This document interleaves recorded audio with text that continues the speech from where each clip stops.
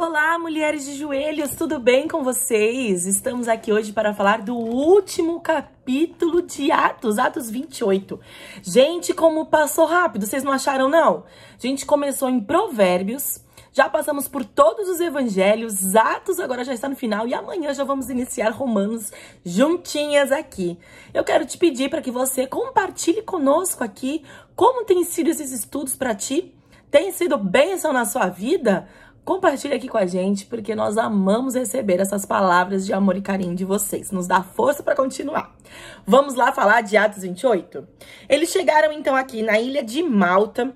E nesta ilha, eles encontraram um povo que foi extremamente bondoso. Eles tinham acabado de passar ali por um naufrágio. Imagino que eles não estavam com um período nada fácil na vida, né?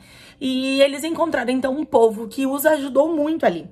Né? Então, Paulo, ele foi fazer, bem de início aqui do capítulo, juntou uns gravetos para fazer um fogo, e uma víbora veio e pegou na mão dele. E eu achei isso muito interessante, porque esse povo, quando vê uma víbora pegar ele, eles pensam a primeira coisa, é justiça divina isso, né? É justiça. Porque se esse homem sobreviveu ao naufrágio, que provavelmente era uma justiça, a justiça não tardou nem falhou, já logo veio a víbora atrás dele. E às vezes, sabe, nós estamos passando por algumas coisas na nossa vida, e as pessoas que estão à nossa volta, elas gostam de fazer o próprio julgamento, sem entender que, na verdade, aquilo que está sobrevindo à nossa vida é para louvor e glória do Senhor. Esta víbora morde, eles fazem esse julgamento, mas logo em seguida, eles ficam de olho em Paulo, aguardando ver se ele vai morrer, se ele vai passar mal, se ele vai cair duro, se vai inchar, o que é que vai acontecer? E nada acontece. E aí, então, eles começam a mudar de ideia e falar, meu Deus, esse homem é um Deus. Sabe, queridas, às vezes as pessoas que estão à nossa volta e o Senhor nos permite acontecer algumas coisas, algumas situações, para que essas pessoas fiquem de olho em nós e vejam o agir dele na nossa vida.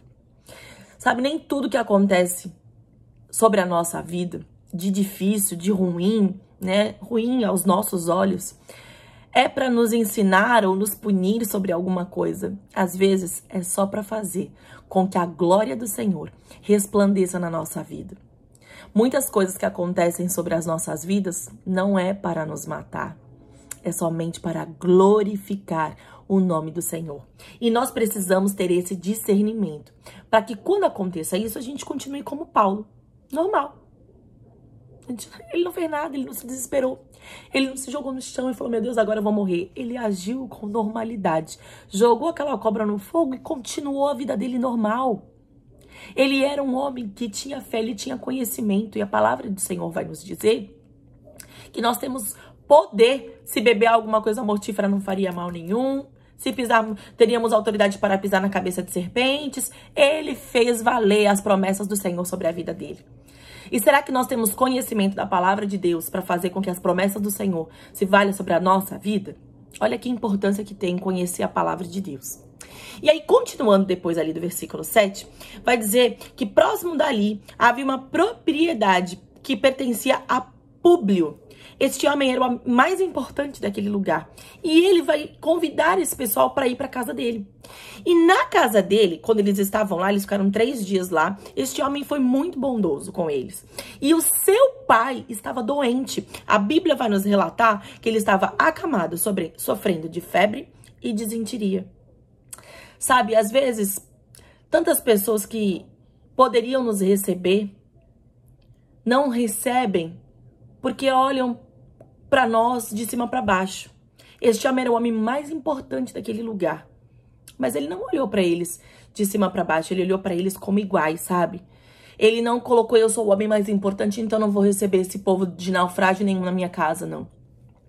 E por ele ter olhado este homem como um igual, tô falando aqui a respeito de Paulo e de quem estava ali com ele, por ele ter olhado, ele recebeu uma bênção na casa dele. Paulo vai ver o pai dele, entra lá no aposento do pai dele. E ele faz uma oração. E a partir dessa oração, ele impõe as mãos e cura aquele homem. Quando nós abrimos a nossa porta de casa para receber pessoas do Senhor como iguais ou como até superiores a nós, o milagre que nós estamos esperando chega na nossa casa. Como é que nós temos recebidos, né? Homens e mulheres de Deus na nossa casa. Será que nós temos recebido essas pessoas de Deus, esses homens de Deus, desta maneira bondosa? Né? Isso que nós devemos pensar. E depois disso tudo acontecer, o nome de Paulo ficou ali conhecido, todos os doentes da ilha vieram e eles foram curados ali. Todos os doentes que foram até Paulo foram curados. Paulo trouxe cura para uma ilha inteira. Veja só se o nome do Senhor já não estava sendo reconhecido neste lugar através daquela mordida. Tudo começou com aquela mordida que ele sofreu lá no começo. O povo começou a ficar de olho nele e falar, gente, esse homem é diferente, esse homem não é igual a todo mundo, não. E aí vai dizer para mim e para você no versículo 10, que antes deles, né, irem embarcar de novo, foi prestado muitas honras a ele. Este homem que estava preso, este homem que foi por um naufrágio, porque ninguém ouviu a voz dele. Ele falou que ia naufragar e todo mundo deram ele como ninguém.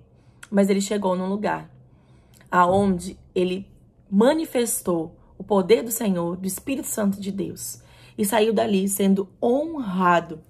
E quando estavam para embarcar, eles forneceram todos os suprimentos que eles necessitavam.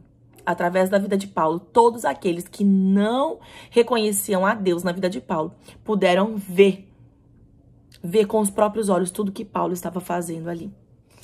E aí passaram 3 meses, embarcaram num outro navio, né? Foram lá para Roma e lá, eles chegando lá, eles ouviram falar que vieram até a praça Ápio e as 3 vendas para nos encontrar.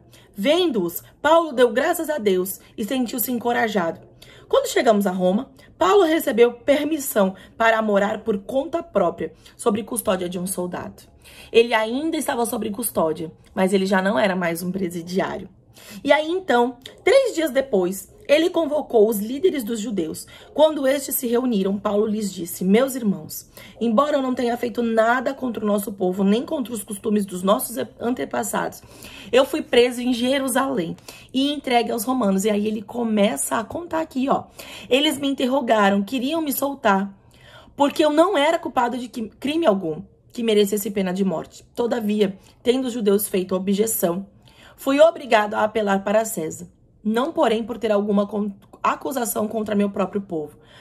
Por essa razão, pedi para vê-los e conversar com vocês. Por causa da esperança de Israel, é que eu estou preso com estas algemas. Ele estava se referindo aqui a Jesus. Ele era a esperança de Israel.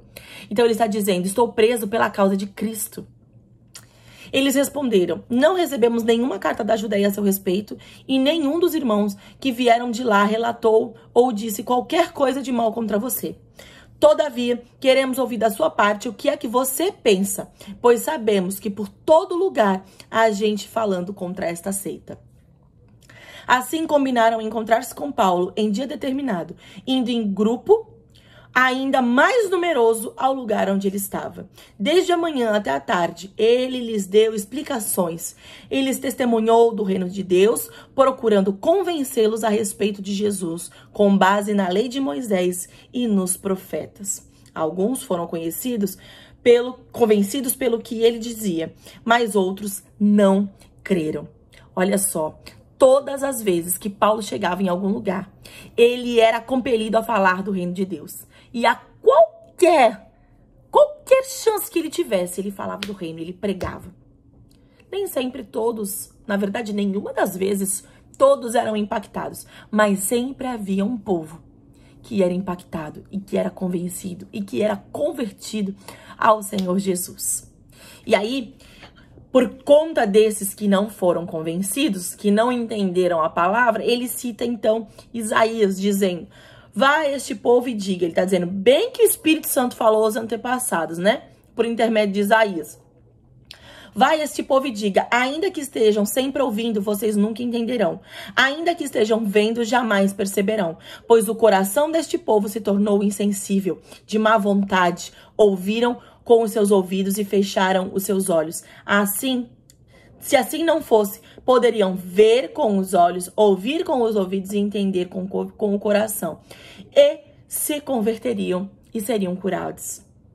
Portanto, quero que saibam que essa salvação de Deus é enviada aos gentios e eles as ouvirão. O profeta Isaías já havia falado isso em torno de 600 anos antes de Cristo. Ele já sabia como seria. Então, Paulo está aqui cumprindo as profecias que já haviam sido feitas. Seria pregado ao povo de Deus, mas eles não dariam ouvido. Mas nós que não somos gentios, que não somos judeus, somos gentios, ouviríamos. E glória a Deus que temos ouvido, porque a salvação tem chego na minha e na sua casa. Que não somos judeus, que não somos o povo escolhido, mas temos ouvidos abertos, coração aberto. Nós entendemos o plano de salvação, nós entendemos quem é Cristo na nossa vida. E nós demos ouvidos ao Senhor. Glória a Deus por isso. Amém? Senhor, nosso Deus e nosso Pai, muito obrigada porque a salvação chegou até nós, Pai. Muito obrigada por ter nos escolhido. Muito obrigada por ter nos amado, Senhor. Hoje nós só queremos ser gratos a Ti pela nossa salvação. Em nome de Jesus te agradecemos, Senhor. Agradecemos por tudo que tem nos acontecido, que às vezes não nos parece bom, assim como quando a víbora mordeu Paulo. Mas o Senhor tem usado todas essas situações para que as pessoas vejam a sua glória através da nossa vida. Em nome de Jesus te agradecemos. Amém. E graças a Deus. Queridas, Deus abençoe a sua vida por estar conosco até hoje. Amém? Até hoje você está firme aqui conosco nesse estudo e eu espero você amanhã para começarmos o estudo de Romanos, que vai ser lindo. Vai falar muito ao nosso coração, em nome de Jesus. Um beijo para vocês e até amanhã.